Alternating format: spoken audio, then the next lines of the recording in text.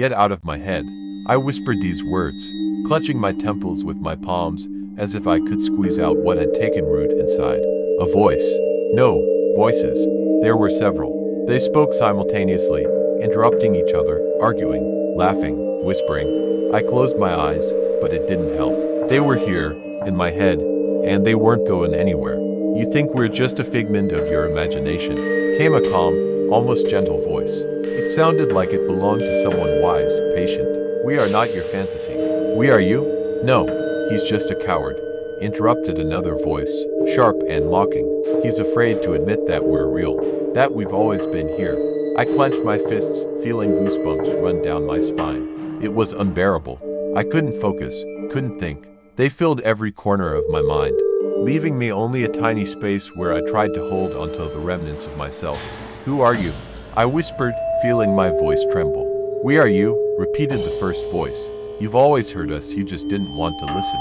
We are your thoughts, your desires, your fears. We are what you've hidden from yourself. Stop talking nonsense, snapped the second voice. He's not ready to accept this. He's too weak. I'm not weak, I shouted, immediately regretting it. The voices laughed, their laughter echoing through my head. Oh, he's angry, said the second voice, with something malicious in his tone. Well then, show us what you're capable of. Or are you scared? I stood up and began pacing the room, trying to distract myself. But they wouldn't stop. They talked, argued, laughed. They were everywhere. What do you want from me?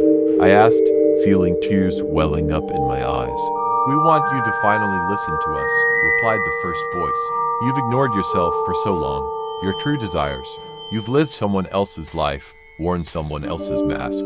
But now the mask is broken. You can no longer hide. He'll never be able to face the truth, grumbled the second voice. He's too afraid. I'm not afraid, I yelled, though deep down I knew it wasn't true. I was afraid. Afraid of them, afraid of myself, afraid of what they might reveal. Then listen, said the first voice, its tone softening. We are not your enemies. We are part of you. We want you to become who you should be, but for that, you need to accept us. All of us. Even me? Asked the second voice, with a hint of irony. Even you, answered the first. I sat on the bed, feeling my head throbbing with tension. They kept talking, but now their voices sounded different somehow. Familiar, as if I'd always known them but never wanted to acknowledge. Who am I? I whispered, feeling the question escape from the depths of my soul. You are us, replied the first voice. And we are you. But who am I really? You'll find out, said the second voice, without any mockery left. But only if you stop being afraid. I closed my eyes and took a deep breath. The voices hadn't stopped. But now they sounded less like an intrusive noise and more like a part of me, as if I'd finally started listening to myself. And at that moment, I realized, this isn't the end, it's the beginning. I sat on the bed, listening to the voices that now sounded not like an invasion, but rather as a part of me. They no longer frightened me. No, instead, they seemed to have become guides. But toward what? Towards whom?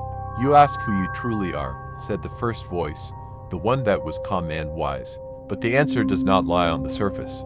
You must dig deeper. Deeper, I echoed, feeling something tighten in my chest. Yes, responded the second voice, now devoid of its usual cutting sarcasm. You must look into the eyes of what you've hidden away for so long. I closed my eyes and attempted to concentrate. The voices fell silent, as if giving me space to reflect. But in the quietness, I felt something new, a sense of unease pulsing deep within. What am I hiding? I whispered, but there was no reply. So I decided to confront this feeling. I allowed myself to plunge into it, like diving into dark water. And soon, images began to rise before me. At first, they were fragments of memories, childhood, school, moments I had long forgotten. Then the pictures grew clearer, sharper. I saw myself as a child standing in front of a mirror in my parents' room, saying something to myself, though I couldn't hear the words. Then the image shifted. I was a teenager sitting alone on the roof of our house, gazing at the stars and dreaming of something greater. That's you, said the first voice. But this is only the beginning. The images began changing faster. I witnessed moments I had tried to forget. Fights, betrayals, mistakes. I saw how I lied, hurt others, and caused pain to myself. Why are you showing me this? I asked, feeling my heart race. Because it's a part of you, replied the second voice. You cannot become whole until you embrace everything that you are. I wanted to turn away, close my eyes, flee from these recollections. But something inside held me still. I understood that I could no longer hide. "All right," I murmured. "I'm looking." And then the images changed again. I saw not only the bad, but also the good. Moments of joy, love, laughter.